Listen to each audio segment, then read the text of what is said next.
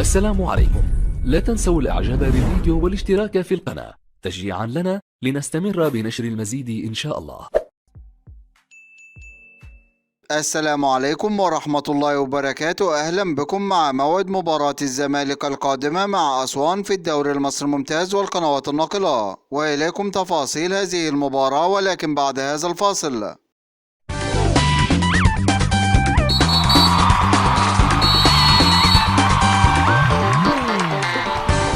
بعد هزيمة فريق الزمالك من فريق الإسماعيلي في مباراة اليوم بنتيجة 2-1 في المباراة التي جمعت بينهم في إطار مواجهة الجولة 27 من بطولة الدوري المصري الممتاز، وسجل هدف الزمالك في هذه المباراة عن طريق اللاعب إبراهيم نضاي. ويستعد فريق الزمالك بعد هذه الهزيمة لمواجهة فريق أسوان في المباراة القادمة، وذلك في إطار مواجهة الجولة 28 من بطولة الدوري المصري الممتاز. وقد انتهت مباراة الدور الأول بين الفريقين بهزيمة فريق الزمالك من فريق أسوان بنتيجة 2-1، ويحتل فريق الزمالك المركز الرابع في جدول ترتيب الدوري المصري برصيد 43 نقطة من 27 مباراة. فاز في 12 مباراة وتعادل في 7 مباريات وهزم في 7 مباريات، ليكون الفارق 10 نقاط بينه وبين فريق الأهلي متصدر جدول الترتيب برصيد 53 نقطة، بينما يحتل فريق أسوان المركز ال11 في جدول ترتيب الدوري المصري برصيد 31 نقطة من 27 مباراة. فاز في 8 مباريات وتعادل في 7 مباريات وهزم في 12 مباراة، ليكون الفارق 12 نقطة بينه وبين فريق الزمالك. وسوف تنطلق هذه المباراة يوم الخميس الموافق 18 مايو 2023